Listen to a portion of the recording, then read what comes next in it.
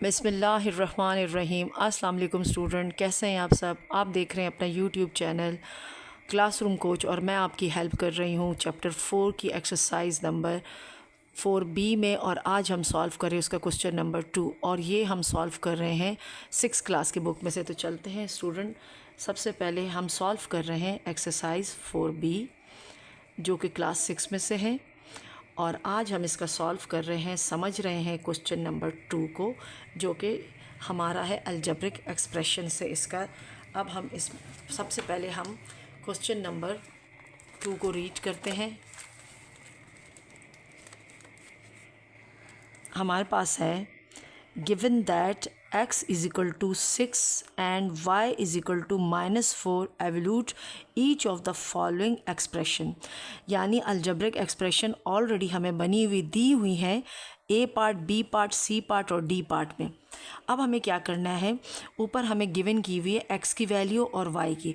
अब जहाँ पर वेरिएबल x आएगा वहाँ पर हम वैल्यू x की जगह 6 पुट करेंगे और जहाँ पर वेरिएबल y आएगा वहाँ पर उसकी वैल्यू -4 पुट करेंगे। तो चलते हैं इसको सॉल्व करते हैं और समझते हैं। तो हमारे पास जो पहला पार्ट है वो हमारे पास है, पहले मैं यानी x इज इक्वल टू है 6 और y इज इक्वल टू है -4। ये वैल्यूज़ मैंने लिख दी क्योंकि बाद में ये हमने अलजेब्रिक एक्सप्रेशन में उसको पुट करना है। तो हमारे पास जो ए पार्ट है, ए पार्ट का जो एक्सप्रेशन है वो क्या है, 4x - 7y। अब हमें क्या करना है, सबसे पहले तो थोड़ा सा आपको इसको समझना पड़ेगा कि रिलेशन क्या है। अब हमारे पास जो 4 है ये कोफिशिएंट है। सबसे पहले ये अलजेब्रिक एक्सप्रेशन है जो क्वेश्चन में था। देन ये अलजेब्रिक लीनियर एक्सप्रेशन है क्योंकि इसके ऊपर जो वेरिएबल्स है x और y इसकी पावर 1 है। सेकंड मैं आपको बता दूं कि यहाँ पर जो 4 है वो कोफिशिएंट कहलाएगा, x आपका वेरिएबल कहलाता है। और यहाँ पर इसके पास 7 कोफिशिएंट है सॉरी, और y इसका वेरिएबल है। अब कोफिशिएंट और वेरिएबल के बीच में कौन सा रिलेशन है, मतलब वो हमारे पास 4 ऑपरेशन में से कौन सा ऑपरेशन इसमें यूज़ है। तो 4 और x जो आपस में है ये मल्टीप्लाई हो रहे हैं। यहाँ अगर मैं आपको शो करके दिखाऊं तो मैं लिखूँगी 4, क्योंकि x और मल्टीप्लाई का साइन एक जैसा होता है तो हम क्या करेंगे, मल्टीप्लाई को डॉट से शो करेंगे। 4 multiply by x -7 multiply by y। इस डॉट का मतलब यहाँ पर अलजेब्रिक एक्सप्रेशन में ये मल्टीप्लाई को शो कर रहा है। अगर फिर भी आपको थोड़ा डाउट है तो इस तरीके से 4 multiply by x -7 multiply by y।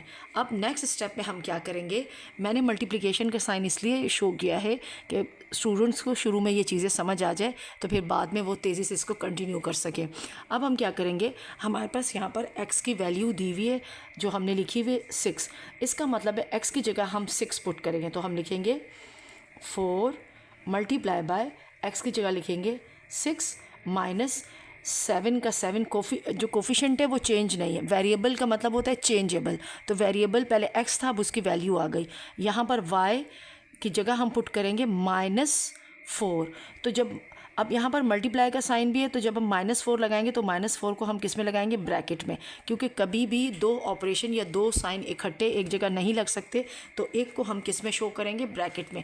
इस तरीके से हमारे पास x और y की वैल्यू हमने पुट कर ली और x और y अब क्या शो कर रहे हैं, ये रिलेशन शो कर रहे हैं कि 4 6 के साथ मल्टीप्लाई हो रहा है और 7 -4 के साथ मल्टीप्लाई हो रहा है। तो हम इसको मल्टीप्लाई करते, 4 6 24, then minus.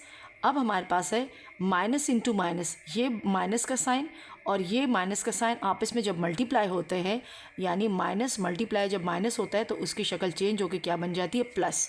Minus into minus plus, तो ये हो जाएगा माइनस इंटू माइनस, तो ये प्लस हो जाएगा। देन हम 7 का टेबल 4 तक पढ़ेंगे तो 7 4 हो जाएगा 28। अब क्योंकि इसमें कोई भी वेरिएबल नहीं है, ये दोनों नंबर्स हैं, तो ये 24 और 28 आपस में क्या हो जाएंगे, ऐड हो जाएंगे। तो हम क्या करेंगे, 4 और 8 को जब हम प्लस करेंगे तो ये 12 बनेगा और 1 आपका कैरी हो जाएगा 2 के ऊपर, तो 2 + 2 4 और एक कैरी, तो ये हो जाएगा 50, यानी ये 52, यानी 5 बन जाएगा, तो ये 52। इस तरीके से हमारे पास जो पार्ट ए है उसका आंसर आ गया है 52, जिसमें हमने वैल्यूज़ पुट की क्या, x की 6 और y की 4। स्टूडेंट अब चलते हैं पार्ट बी की तरफ और उसको भी सॉल्व करते हैं। तो पार्ट बी हमारे पास जो है, तो हम पार्ट बी को देखते हैं और उसको सॉल्व करते हैं।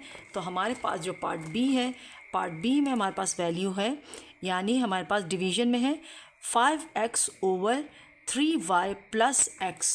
तो हम इसको लिखते हैं और फिर सॉल्व करते हैं। हमारे पास है part B 5x over 3y plus x। अब ये हमने एक्सप्रेशन लिख दी। अब हम इसमें वैल्यूज़ पुट करेंगे।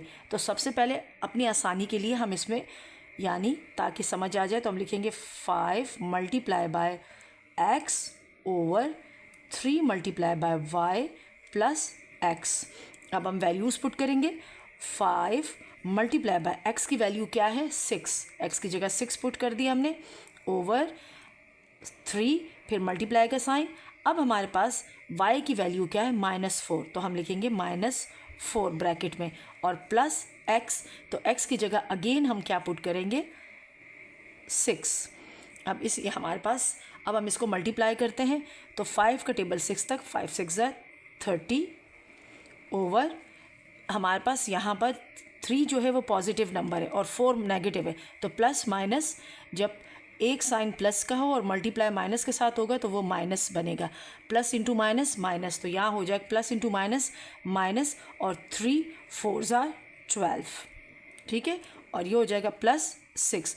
अब क्योंकि हमारे पास इस क्वेश्चन में आधा हिस्सा फ्रैक्शन में है, यानी 30 ओवर 12 ये फ्रैक्शन में है, तो हम क्या करेंगे, इसका एलसीएम लेंगे। तो एलसीएम लेने से पहले जो सेकंड वैल्यू 6, उसके नीचे अपनी तरफ से हम क्या लगा देंगे 1।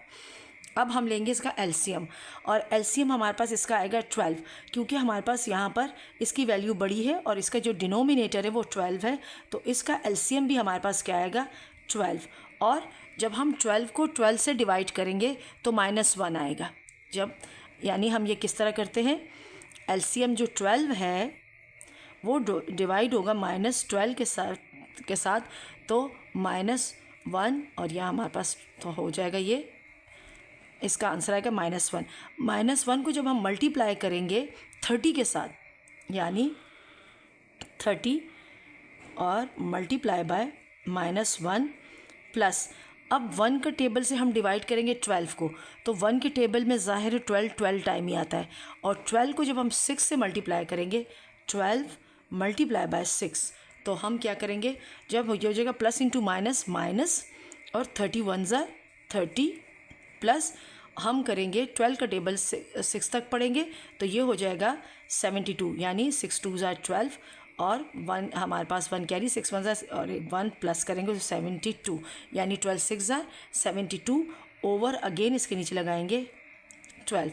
अब हम क्या करेंगे, क्योंकि हमारे पास एक वैल्यू क्या है माइनस की है 30 और दूसरा प्लस का है, तो माइनस प्लस माइनस, यानी अब हमारे पास एडिशन और सब्ट्रैक्शन का रूल चल रहा है, तो हम कहेंगे माइनस प्लस, तो ये माइनस हो जाएगी वैल्यू, और तो हमारे पास गए 72 में से जब हम 30 को माइनस करेंगे तो हमारे पास ये कितना आएगा, यानी 72 में से 0 2 में से तो हम 2 लिखेंगे, और 7 में से 3 जाएगा तो 4। तो ये, और साइन अब हमारे पास क्या करना है, क्योंकि ये नेगेटिव पॉजिटिव में है, प्लस माइनस है, लेकिन साइन अब इसके पास किसका आएगा, जिसकी वैल्यू बड़ी 72 प्लस का है, तो अब आपके पास 42 प्लस का बनेगा, 42 ओवर आपके पास बन जाएगा 12। अब हम क्या करेंगे, इसको सिंपलेस्ट करेंगे, यानी 2 2 2 1 और 2 6।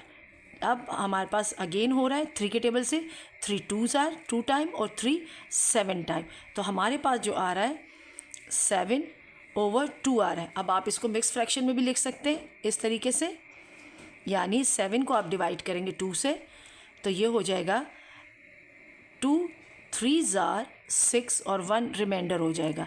तो अब हमारा ये मिक्स फ्रैक्शन में इसका आंसर आएगा।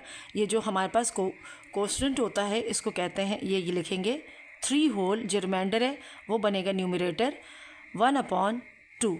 इस तरीके से 7 ओवर 2 का आंसर हमारे पास आ गया 3 होल 1/2।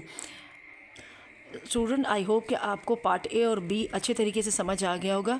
वीडियो को लाइक शेयर और सब्सक्राइब करना मत भूलिएगा, दोस्तों के साथ ज़रूर शेयर कीजिएगा। अल्लाह हाफ़िज़।